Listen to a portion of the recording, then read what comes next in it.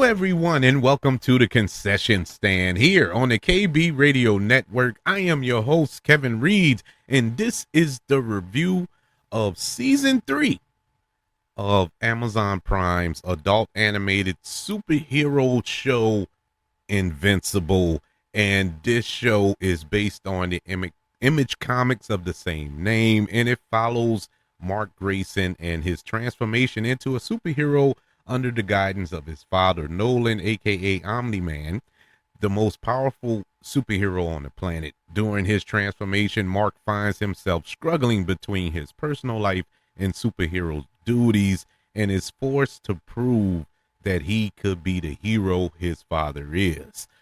Unaware that there's a sinister conspiracy going on that threatens the world and will leave him questioning the true nature of his role. This show is just stacked with A-list talents providing their voices to these characters. You have Stephen Young providing the voice of Mark Grayson, Sandra Oh, and J.K. Simmons, who provide the voice of his parents.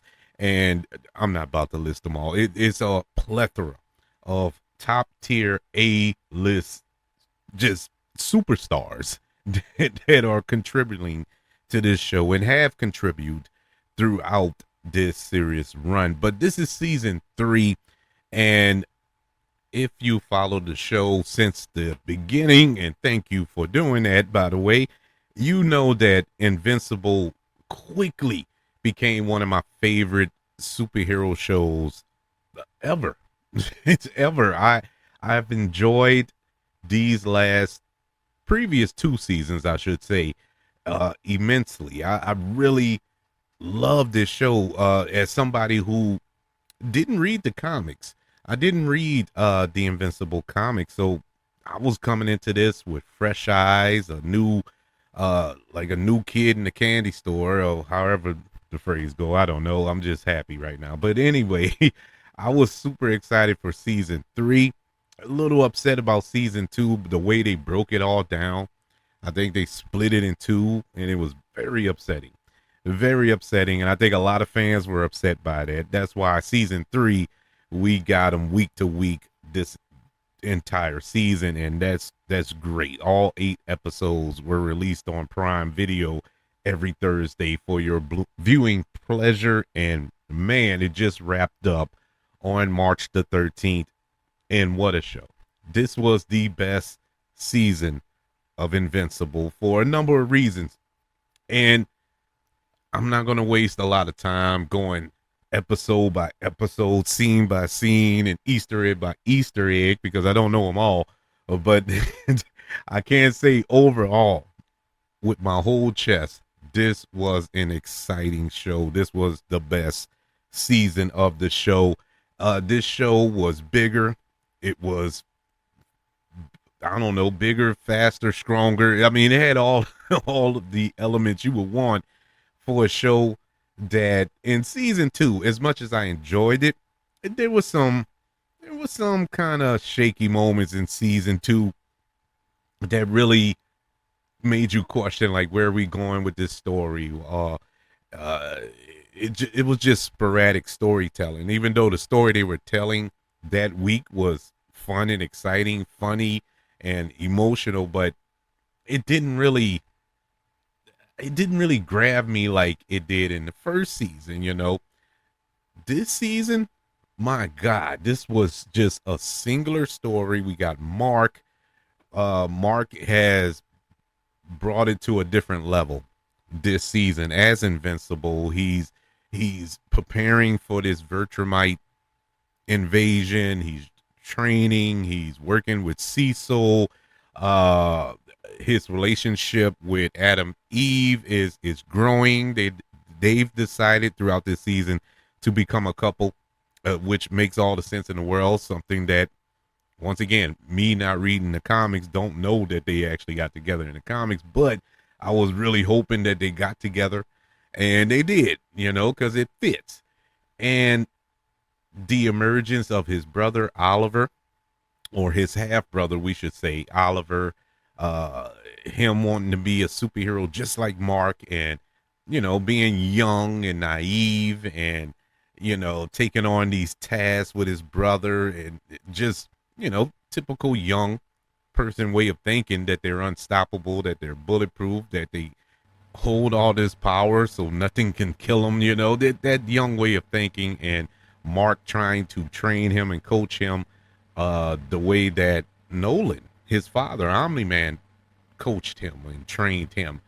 And you saw kind of mirroring of Mark and Nolan, something that I'm not going to say despise, because what this show does a good job of is showing the complex complex nature of Mark dealing with the fact that his father was just here to rule the planet, to wipe out humanity, yet that's his dad. He loves him, it wasn't like his dad was this tyrant his entire life. He just turned into one uh at the end of season 1, when he beat him to the within an inch of his life. But in spite of all that, he still loves his dad. But Oliver, on the other hand, really loves his dad, because he never seen that side of Nolan, like Mark did. He didn't see this vicious, villainous side of his father. His father was all loving when he came around. So it's like this. It's weird. It's a weird place that Mark is in at the start of season 3, and you have Armstrong Levy, once again, this looming presence here. Despite the fact at the end of season 2, we initially thought that he was dead. Mark killed him by smashing his head in, beating him to death. But like any other cockroach, he found a way to survive that attack, and plays a major part in this season. This season, like I said, I'm not going to go through episode per episode, but I will touch in on moments throughout this season that just elevated to the top of my list of one of the best seasons of television I've ever seen. I mean, seriously, it was that good. This show, this season of Invincible, I would put up there with the first season of X-Men 97. And I know that's saying a lot. I know that seems like recency bias or something like that. No, I put some thought into this.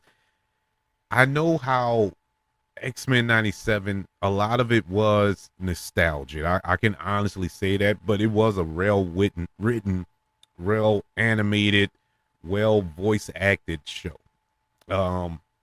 Super enjoyed it. It was my favorite show of that year. But Invincible season 2 had those same beats to me. It had the emotion, it had the action, it had the storytelling, the writing, and the voice acting. Everything was there. And I put it up there with X-Men 97. I'm not saying it was better. I'm just saying they were on par with one another. And that is a monster achievement for this show that comes to us from Robert Kirkman, who, I mean, this dude gave us The Walking Dead. The last few seasons aside of The Walking Dead, he gave us that show. He gave us that comic book, all of those characters, and all of these characters. And the dude is amazing, man. This was some good stuff. It makes me want to read the comics, but I don't want to be spoiled. I've avoided the videos, the breakdowns, because they tend to dip into the future when reviewing and breaking down certain episodes and whatnot, and I don't want to be spoiled. That's how good it is. I love to sit there surprised. I love to sit there wondering what's next. Old school way of watching TV shows. Before the internet came along, before we had all these breakdown videos and people analyzing this, that, and the third. Well, this could mean that, and this is going to lead to this. And man, come on, man. I didn't want to get spoiled, even though the stuff be interesting. and their presentation is really, really good. But I don't want to, and it's really for this show. Anything else, I don't care. Like Marvel shows and stuff, like I don't care because I've read or seen most of that, and I've figured it out for myself, and so it's not a shocker, you know. It wouldn't spoil it for me, so I don't mind it there. But for this, I want to be completely surprised on what's coming next, and I'm super excited on what's coming next for season 4. But in season 3, and spoilers by the way, yeah, of course I'm gonna talk about some things that that went on this season. And so if you don't want to be spoiled, go watch season 3 of Invincible on Prime Video, then come back and listen to me talk about it. So spoilers, this is your last warning. Um, in season 3, there were a couple of moments in this season that really, really brought my emotions to a level that I was not expecting to have while watching Invincible season 3. Number one, number one was the sacrifice of Rex Sploder. That that episode alone was just bananas, and that whole episode is a moment to me because that's when we got the Invincible invasion, when we had all of these um variants of Mark coming from different timelines, thanks to Amstrom Levy. And they converged on planet Earth and they were wiping out all of the heroes. Mark was catching the blues with them, because those are variants of him. They know his moves because they're him, and these were the bad versions of him. And they're they're just tearing the planet apart. And it really showcased on how vicious, how truly unstoppable, how quote unquote invincible Mark is. If he was ever to bring it to that level, he would be the most unstoppable force in the universe. He's that powerful. And you had what, about 6 or 7 of them, maybe more. I don't, I lost count, but yeah, there was a lot of them that converged on Earth. Thankfully, with their egos and their focus being drawn elsewhere and stuff like that, the heroes and Mark were able to get the upper hand. But one in particular didn't, and then he did, and that was Rex Sploder. And what makes his sacrifice so emotional, we've followed this character throughout the first 2 seasons on to this season. And the first season, he was a bit of a douche. He was a jerk in season 1, but he was a lovable jerk. You know what I'm saying? And in season 2, you really started to like him. And then when we get to season 3, when he really changed, he's a different person, even though he's still Rex, but he's still a good person. He's trying to do better. He's dating oh my god, her name escaped me. Oh man, why is it escaping? But anyway, he was dating another hero. Well, not really dating, but he's just trying to court her, unlike what he was doing before, cheating on Adam Eve, cheating on Duplicate and all this other stuff, or Duplicate cheating on him rather. And he was just a jerk back then to women and everybody, to be honest with you. But this time he really tried to do it the right way, and she fell in love with him, and they actually had a true relationship. And just when it looks like he got happiness, he was achieving happiness, that's when this invasion started. And he, just like any awesome hero, he leapt into action to the point where he was just getting demolished by this Invincible variant. And he had a hole in his stomach. He had nothing else to pick up and use as an explosive. And you see where he reaches into that little hole in his stomach, to touch his bone.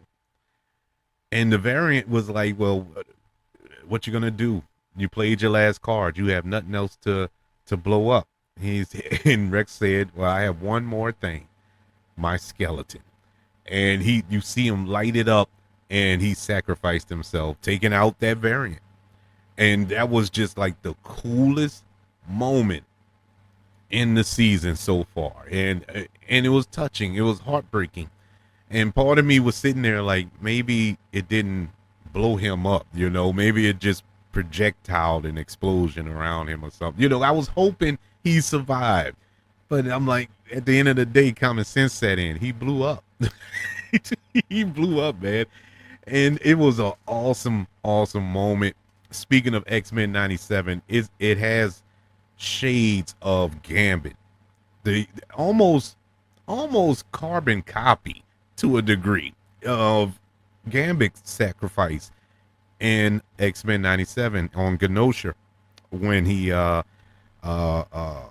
blew up that Sentinel. So it just, and I had the emotion then, and I had the emotion this time with Rex Exploder. Same thing, but it didn't come off as cheap. It didn't come off as like an imitation of what they did in X-Men 97.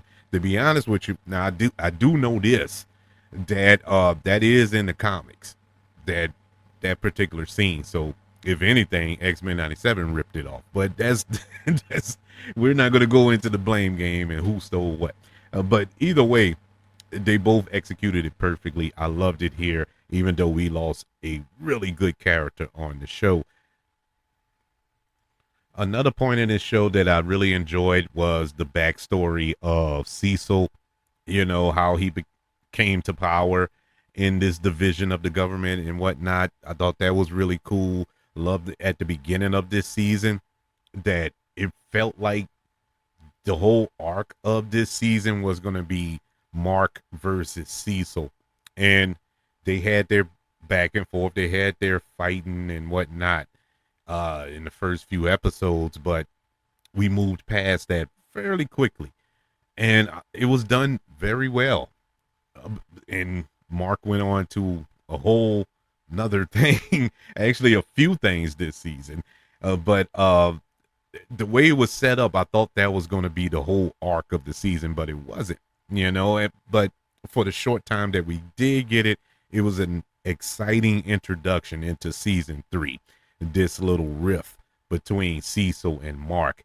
The other big thing was Powerplex, that story. Oh my God.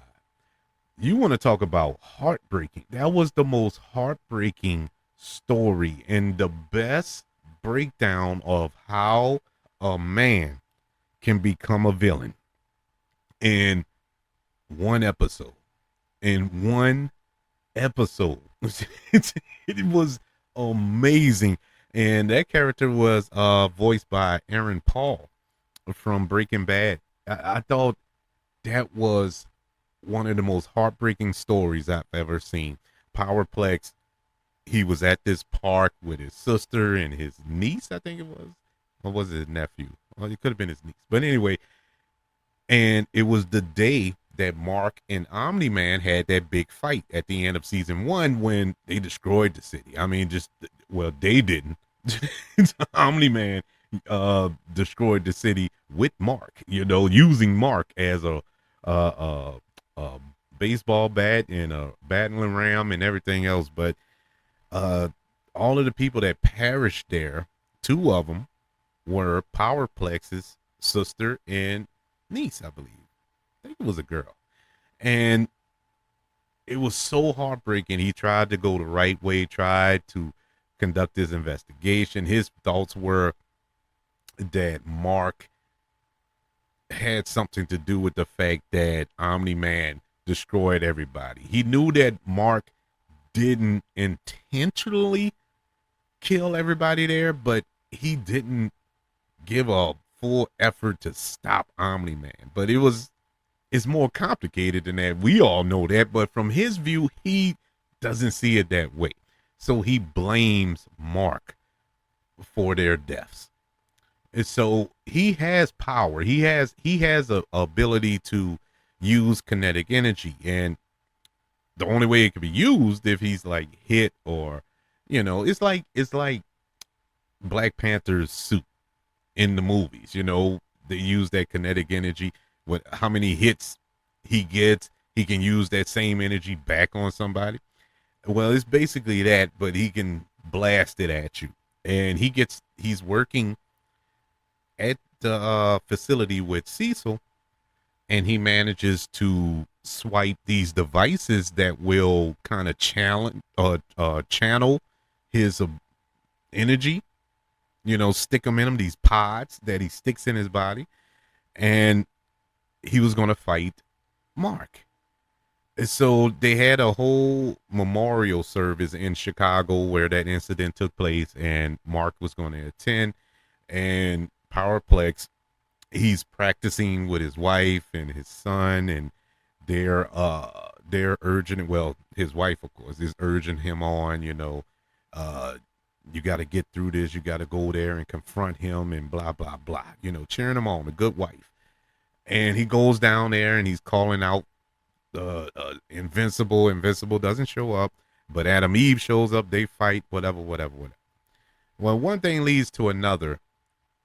Powerplex takes his wife and child hostage, but we know, but Invincible doesn't know that. And he says if he doesn't see Invincible, he's going to kill him.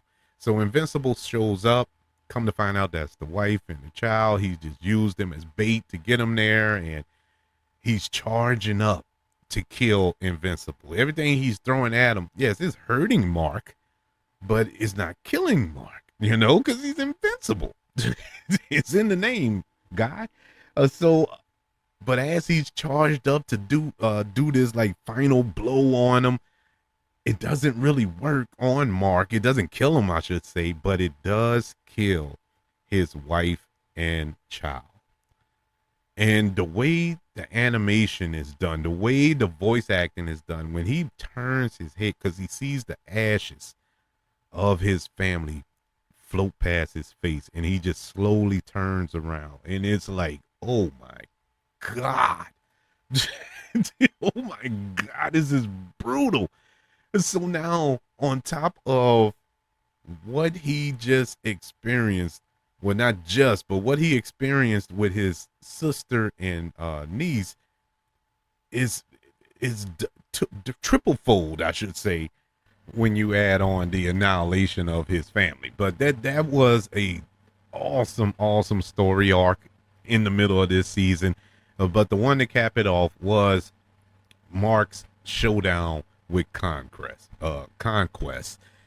at the end of the season for the season finale. Boy, you talk about a brutal fight. This was brutal. This fight lasted 20 minutes. It literally opened the episode. It ended in the penultimate episode with them charging at each other, and it cut to black. This episode, the season finale, opens right at that moment, and it didn't let up for 20, and I might be shortchanging it, for a good 20 to 30 minutes. It was a battle and brutal. I didn't think you was going to get a battle as brutal, as bloody as the season finale of season 1 between Mark and Omni-Man, his father, because that was bad. That was bad. This, my God, Conquest, bro. What a villain. What a villain. I thought we seen it all. No, we didn't. The Conquest scared me to death. No matter what Mark did, this dude just laughed. He just laughed and wanted more. It was, I cannot believe they pulled it off. And then to have the brutality of civilian life. And that's another thing about this show that I appreciate so much. I love all the Marvel shows, or movies, I should say. Well, both of them. Movies and whatnot, DC, all that. I love all that. But you never really see human casualties. And I'm not a masochist. I'm not sitting around here hoping to see people get maimed and all this here. I'm just saying it gives a certain level of realism when you see that human lives are in jeopardy, and it really raises the stakes. And this show does this so well. And I guess you can do it because it's animated, but even so, you don't see that in a lot of animated shows. But this show, to show how brutal the fight is and how much it affects human life on the ground, you know, just minding their own business. The scene on the beach when Conquest took Mark, and it's similar to what Omni-Man did to Mark in season 1, to use him as a battering ram of sorts against that subway train and just kill all those people on that train. That still is burnt into my skull. The visual of that was just brutal. I was like, man, what am I watching? This is amazing.